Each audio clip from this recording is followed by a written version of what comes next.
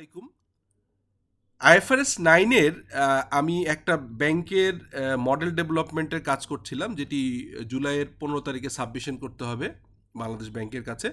একই সঙ্গে সঙ্গে দুটো ব্যাংকে সিমিলটেনিয়াসলি ট্রেনিং করাচ্ছি। তো সেই জায়গাটা থেকে অনেকেরই, যারা আমার ট্রেনিংগুলো বাংলাদেশ ব্যাংক কর্তৃক আয়োজিত ট্রেনিং বা আইসিএমএবি কর্তৃক আয়োজিত ট্রেনিংগুলোতে জয়েন করতে পারেননি, অনেকেরই একটা জানার ইচ্ছা ছিল যে আপনি এক্সপেক্টেড ক্রেডিট লস মডেল বললেন, সেখানে এক্সেল বেস কি করতে পারি আমরা। তো এক্সেল বেজের যে ফরম্যাটটা, সেটা আমরা সিম্পলিফাইড ইসিএল মানে এক্সপেক্টেড ক্রেডিট লস, যেটা হচ্ছে ট্রেড রিসিভেবল, লিজ রিসিভেবল, এগুলোর ক্ষেত্রে করা হয়। আমরা প্রাইভেট অর্গানাইজেশনগুলো এটা করে থাকি, কিন্তু আমরা যদি জেনারেল অ্যাপ্রোচ, যেটি বাংলাদেশ ব্যাংকের গাইডলাইন অলসো আমাদেরকে ডিকটেট করে, যেটা হচ্ছে ব্যাসেলের requirement, not only IFRS cover করছে, আইএফআরএস কিন্তু প্রিন্সিপাল বেস, এবং সেই জায়গা থেকে কিভাবে ইসিএল এর মডেলগুলো সেট হবে এবং তিনটে স্টেজে হবে, স্টেজ 1, স্টেজ 2, স্টেজ 3, এই ডিসকাশন কিন্তু আমরা পাবো হচ্ছে কোত্থেকে, আমরা পাবো হচ্ছে আপনার এখানে এই বাংলাদেশ ব্যাংকের যে গাইডলাইন, যেটা ভেসেল রিকোয়ারমেন্ট অনুযায়ী, সেইখান থেকে পাবো। তো আমরা শুরুতেই দেখি যে এই যে ইসিএল মডেল, আপনারা নিশ্চয়ই আমার ক্লিয়ারলি দেখতে পাচ্ছেন আমার স্ক্রিনটা, সেটা হচ্ছে IFRS 9 expected credit loss model, যেটাকে ইসিএল মডেল বলা হচ্ছে। এখানে আমি বলেছিলাম আপনাদেরকে যে এখানে মূলত পিডি এবং হচ্ছে এলজিডি এবং হচ্ছে ইএডি। এখন এই জায়গাগুলো আপনাকে একটা মনে রাখতে হবে যে এই পিডি, এলজিডি এবং হচ্ছে পিডি, এলজিডি এবং হচ্ছে ইএডি, এইটার ক্যালকুলেশন কীরকম হবে, আমি একটা এক্সাম্পল বানিয়েছি আপনাদের জন্য, সেটিও যদি বলি, সেটা হচ্ছে এখানে পিডি মানে প্রবাবিলিটি অফ ডিফল্ট, এলজিডি মানে লস গিভেন ডিফল্ট, আর ইএডি মানে এক্সপোজার অ্যাট ডিফল্ট। এই ফর্মুলাটা হচ্ছে ECL equal to PD, ECL equal to PD into LGD into E A D. এটা ডিসকাউন্টেড ফ্যাক্টর দিয়ে অনেক সময় আপনাকে ডিসকাউন্ট করতে হবে যখন আপনি ফিউচারটা প্রেজেন্ট আনবেন। তো এখানে আমি একটা এক্সাম্পল আনার চেষ্টা করছি, যে কোনো একটা ব্যাংকের কতগুলো লোন আইডি থাকতে পারে। কর্পোরেটে একটা নিয়েছি, এসএমই একটা লোন, রিটেইল, এগ্রি এবং ইসলামিক। ধরে নিচ্ছি যে কর্পোরেট লোনের আউটস্ট্যান্ডিং ব্যালেন্স আছে 1 কোটি টাকা, এবং আরও আপনার ড্রয়িং কমিটমেন্ট আরও আছে 20 লাখ টাকা। তো যখন ক্যাশ ফ্লো প্রেশার হয়, অর্থাৎ একটা একটা ক্লায়েন্ট যখন তার প্রেশারে পড়ে যায়, তখন কিন্তু দেখা যায় তার স্যাংশনে আনড্রন যে অংশটা থাকে, অর্থাৎ যে টাকাটা এখনও তোলেনি আপনি, মানে আপনার 1 কোটি 20 লাখ টাকা, 1 কোটি 20 লাখ টাকা আপনার স্যাংশন আছে, 1 কোটি টাকা ইউজ করছেন, 20 লাখ টাকা খালি আছে এই লিমিটটা, কিন্তু আপনি প্রেশারে পড়লে তার 50%-এর মতো ইউজ করতে পারেন, যেটাকে আমরা বলি হচ্ছে ক্যাশ কনভার্সন ফ্যাক্টর, মানে যেটাকে আনড্রন বা কমিটমেন্টের কতটুকু ড্রন করতে পারে। আমরা ধরে নিচ্ছি এখানে ওই ক্লায়েন্টের বা অ্যাভারেজ কর্পোরেট ক্লায়েন্টদের যে প্যাটার্ন অফ ড্রয়িং, সেটাতে 50%। তো আমরা এটা বুঝতে পারলাম এখানে যে 1 কোটি টাকার লোন আউটস্ট্যান্ডিং আছে, টোটাল স্যাংশনের 1 কোটি 20, তার ভিতরে 20 লাখ টাকা আরও খালি আছে, বাট 50% তারা ইউজ করে ফেলতে পারে। তাহলে এই এক্সপেক্টেড ফিউচার ড্র হচ্ছে 1 কোটির সাথে আরও 10 লাখ টাকা যোগ হবে, তাহলে 1 কোটি 10 লাখ টাকা। এই 1 কোটি 10 লাখ টাকা হচ্ছে মূলত আপনার হচ্ছে এখানে ইএডি এক্সপেক্টেড যে কালেকশন হচ্ছে। এরপরে আপনি হিস্ট্রিক্যাল পিডি ক্যালকুলেশন করতে হবে। এখন এই হিস্ট্রিক্যাল পিডি ক্যালকুলেশন করবার জন্য এইখানে কিন্তু পিডির জন্য আর একটা এক্সাম্পল আমি দেখাই, সেটা হচ্ছে আমি এই লোনটাকেই বলছিলাম যে কর্পোরেট একটা কোম্পানি কর্পোরেট লোন নেয়, তাদের হচ্ছে যেহেতু আমরা পিডি হচ্ছে অ্যাভারেজে আপনি একটা হিস্ট্রিক্যাল ডেটা মাইক্রো এবং ম্যাক্রো ইকোনমিক্স কনসিডারেশন করে, এই এক্সপ্লেনেশন এখানে দেয়া আছে যে কী কী জিনিস এটা কনসিডার করে আপনি পিডি ঠিক করবেন। ইএডি এবং এলজিডি হচ্ছে এটা লোন স্পেসিফিক, বাট পিডিটা ওভারঅল একটা ব্যাংকের আপনি একটা সেট করতে পারবেন। তো সেক্ষেত্রে কর্পোরেট লোনে দেখা যাচ্ছে যে যেমনটি বলছিলাম যে 1 কোটি টাকা আউটস্ট্যান্ডিং, এটা হিস্ট্রিক্যালি একটা ডিফল্ট হয়। আমরা যদি দেখি যে হিস্ট্রিক্যাল ডিফল্ট হয় মোটামুটি হচ্ছে আপনার রাফলি 2%-এর মতো একটা হিস্ট্রিক্যাল ডিফল্ট আছে। সো স্ট্রেসে পড়লে, ঝামেলায় পড়ে গেলে, প্রেশারে পড়ে গেলে, এটা আবার আপনার একটু ফরওয়ার্ড যদি দেখা যায় যে এটা আরেকটু বেশি আপনার লোনটা ইউজ হতে পারে, এরকম একটা চান্স থাকে, এবং সেইখানে ডিফল্ট হওয়ার চান্সও বাড়ে। তো ডিফল্ট হওয়ার চান্স যেহেতু বাড়ার সম্ভাবনা থাকে, সেই কারণে আমরা ধরে নিচ্ছি যে হিস্ট্রিক্যাল ডিফল্টটা ছিল 2%, সেটা আর একটু বড় বেশি হয়ে 2.5%ও হতে পারে। সো এই 50.5 যোগ করে টোটাল 2.5% নিলাম। আর আমরা বাংলাদেশ ব্যাংক এবং বেসেল রিকোয়ারমেন্ট অনুযায়ী যদি আমরা দেখি, সেখানে এই 2.5%টা আসলে স্টেজ ওয়ানেরই ক্যালকুলেশন। এটা আমরা স্টেজ ওয়ানেই আমরা দেখবো যে এটা স্টেজ ওয়ানের ভিতরেই ফেলবো। এখানে আমরা 2.5%টা স্টেজ ওয়ানে, 5% মানে 2.5 থেকে মানে 0 থেকে 5% এক নম্বর স্টেজে ধরবো। এটাও এই জায়গাটা স্টেজিং, এই ক্যালকুলেশন, এটি নিয়ে কিন্তু ব্যাংকের অনেক সে আছে। বাংলাদেশ ব্যাংকে আমরা যখন সাবমিট করব, সেখান থেকেও বাংলাদেশের কান্ট্রি পার্সপেক্টিভ আলোচনা চলবে। বাট আমি তর্কের খাতিরে এক্সাম্পল আকারে বলছি যে 0 থেকে 5% পর্যন্ত স্টেজ ওয়ান। স্টেজ টু যেটা হচ্ছে রিটেলটা একটু বেশি, তার হিস্ট্রিক্যাল রেট হচ্ছে 6%। আর 1.5% হচ্ছে ফরওয়ার্ড অ্যাডজাস্টমেন্ট হতে পারে, মানে যখন স্ট্রেসে থাকে তখন এই অ্যাডজাস্টমেন্টটা হয়। সেই কারণে এখানে আমরা ধরে নিলাম যে আরও 1.5% অ্যাড হবে, 7.5, যেটা stage two.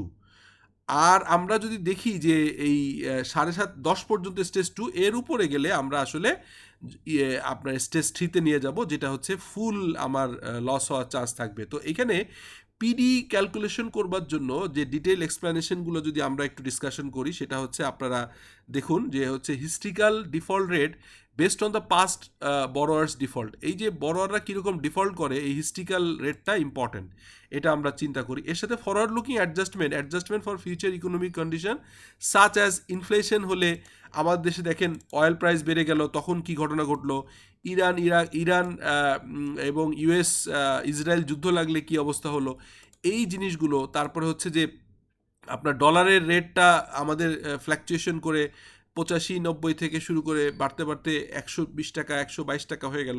So inflation, currency conversion, GDP slow down, কোনো একটা পার্টিকুলার সেক্টরের যদি স্ট্রেস থাকে, সেটার কারণেই কিন্তু এই পিডিটা বাড়তে পারে, স্ট্রেসে পড়ে যেতে পারে। সো অ্যাডজাস্টেড পিডি হচ্ছে historical PD plus forward looking PD, যেটা আমরা এখানে অ্যাডজাস্টেড পিডি কিন্তু অলরেডি আমরা বের করে দেখিয়েছি যে কীভাবে অ্যাডজাস্টেড পিডি বের করতে হয়। এরপরে হচ্ছে আপনার স্টেজ ওয়ান আমরা বলছি, যেটা হচ্ছে স্টেজ ওয়ানের যে কথাটা বললাম, স্টেজ ওয়ান ধরাই হয় অনলি হচ্ছে 12 মাসের, 12 মান্থসের। আর stage two significant increase in the risk ECL recognition, এটা আমরা দেখলাম। আর ফাইনালি ক্রেডিট ইম্পেয়ার্ড অ্যাসেট যখন হয়, যেটা হচ্ছে স্টেজ থ্রি, যখন আমরা হচ্ছে মানে হাই ডিফল্ট রিস্ক থাকে। তাহলে কম রিস্ক ইনিশিয়ালি হচ্ছে যে কোনো লোন দিলেই, কোনো রিস্ক আপনি যতটুকুই ক্যালকুলেশন করেন, আপনাকে এখানে মিনিমাম একটা ধরেন 1%, 1.5%, 0.5% থেকে 5% পর্যন্ত ডিপেন্ড অন দ্য এই হিস্ট্রিক্যাল পিডি এবং যে ফরওয়ার্ড লুকিং দেখে আপনাকে যে কোনো লোন ডিসবার্স করলেই কিন্তু একটা আপনার স্টেজ ওয়ানে ফেলে একটা ক্যালকুলেশন করতে হবে। স্টেজ টুটা হচ্ছে যে সিগনিফিকেন্ট ডিটোরিয়েশন হয় এবং আমরা ক্যাশ ফ্লোর যে চ্যালেঞ্জটা আসে, ক্যাশ ফ্লো কালেকশনের যে চ্যালেঞ্জ আছে, সেটা আমরা দেখবো যে সেইটা দেখার পরে আস্তে আস্তে স্টেজ টু এবং ফাইনাল স্টেজ থ্রি। তাহলে PD determination, PD estimation under IFRS 9 should be incorporated macroeconomic feature forecast and management judgment. তো এটা আমরা বললাম যে কীরকম হয়, যেমন এখানে আমরা একটা এক্সাম্পল দিয়েছি পিডি, এলজিডি এবং ইএডি। তো এইটা আমি ওইখান থেকে যেখানে ক্যালকুলেশন করছিলাম মেইন শিটটা যদি আসি, তাহলে আপনার বুঝতে সুবিধা হবে।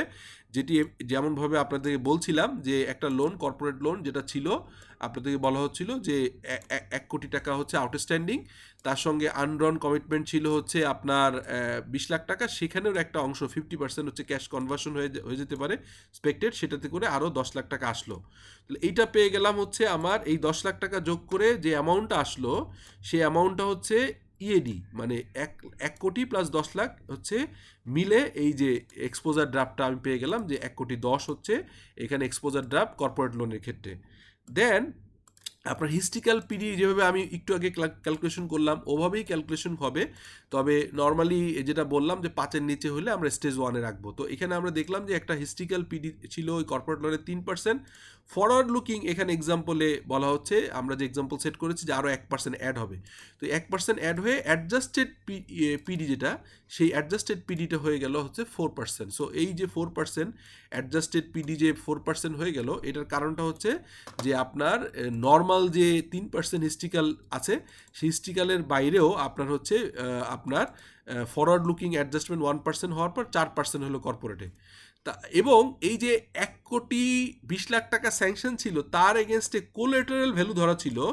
কোলাটেরাল ভ্যালু ধরা ছিল হচ্ছে 60 লাখ টাকা। এই যে হচ্ছে কোলাটেরাল ভ্যালু, এটা আমরা এখন এলজিডি বের করার জন্য এটা এখন দেখব।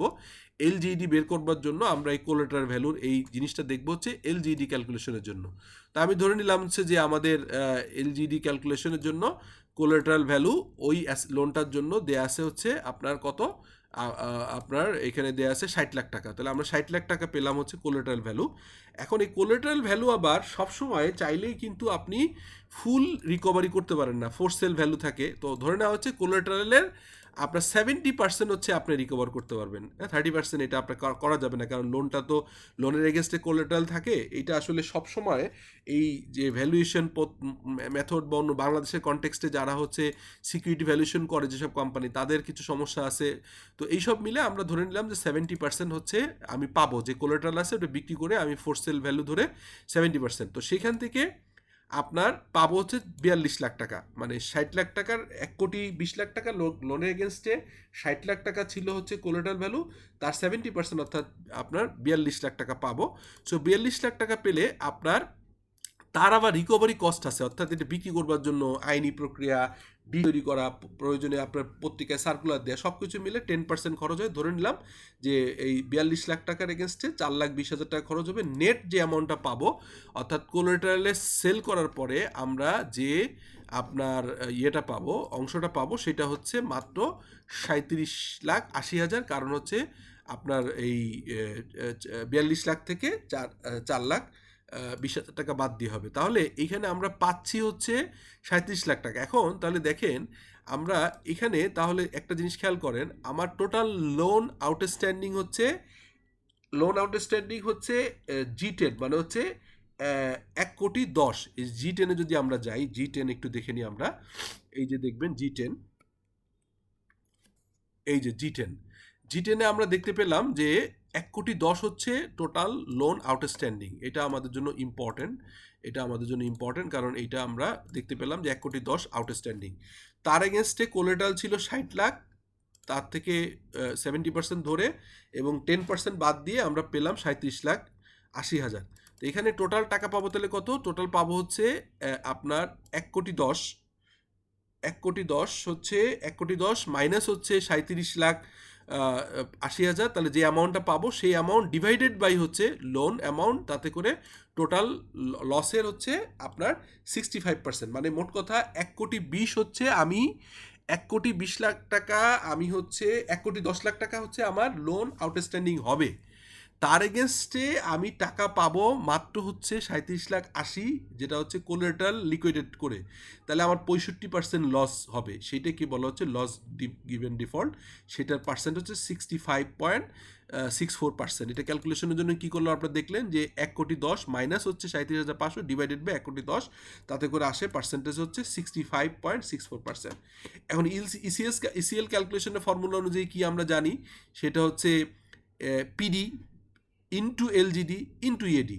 তাহলে এখানে আমি কি কি গুণ করলাম, ইএডি আছে আমার হচ্ছে, ইএডি আছে 1,10,00,000। তাহলে আমি যেটা করব আপনাদের দেখাই মিলানোর জন্য, 1,10,00,000 ইন্টু হচ্ছে আমার এই অ্যাডজাস্টেড পিডি হচ্ছে আপনার 4%, আর আপনার এলজিডি হচ্ছে আপনার এখানে দেখেন বের করা আছে, এলজিডি পার্সেন্টেজ হচ্ছে দিস অ্যামাউন্ট, অর্থাৎ 65%।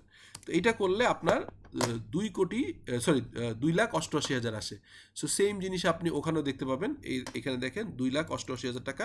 এই 2,88,000 টাকা ইজ বেসিকলি আপনার হচ্ছে যেটাকে আমরা বলছি এক্সপেক্টেড ক্রেডিট লস। তাহলে এই যে এক্সপেক্টেড ক্রেডিট লস আপনার আমি যে ক্যালকুলেশন করব, সেই ক্যালকুলেশনের খেয়াল করেন আপনার, যেহেতু এমনি স্টেজ 1-এর ভিতরে এখন আছি, আমরা স্টেজ 1-এর ভিতরে আছি, এবং স্টেজ 1-এর ভিতরে থাকার কারণে আপনার পিডি মাত্র 4%, কিন্তু এই 4% থাকার পরেও যেহেতু loss given default LGED percentage প্রায় 65% লস হয়, এবং এক্সপোজারের একটা সার্টেন পার্সেন্ট 4%, এবং হচ্ছে এখানে কোলাটেরাল ভ্যালু কম, সব কিছু মিলে আমরা বুঝতে পারলাম যে এই 1,10,00,000 টাকা লোনের এগেনস্টে স্টেজ 1-এর ইসিএল ক্যালকুলেশনে আমরা 2,88,800 টাকা হচ্ছে আমরা ECL expected credit loss provision করতে হবে। এখন বাংলাদেশ ব্যাংকের রিকোয়ারমেন্ট অনুযায়ী যদি কেউ এর চেয়ে বেশি করা থাকে তাহলে তো সেটা করতে হবে, অথবা এইটা যদি হচ্ছে কম প্রভিশন থাকে এই পার্টিকুলার কর্পোরেট লোনটার এগেনস্টে, তাহলে বাদবাকি অ্যামাউন্টটা প্রভিশন করে এই 2,88,800 টাকা পর্যন্ত বানাতে হবে। So this is a simple calculation. আমি যারা ব্যাংকার বা যারা এটা নিয়ে কাজ করেন তারা অনেক ইজিলি বোঝার কথা, যারা হচ্ছে একাডেমিক পারপাস বোঝার চেষ্টা করছেন তাদের যদি কোনো কোশ্চেন থাকে এই ভিডিও শেষে কমেন্ট করলে আমি আবারও আপনাদেরকে ক্লিয়ার করে বোঝানোর চেষ্টা করব। So thank you, take care, আসসালামু আলাইকুম।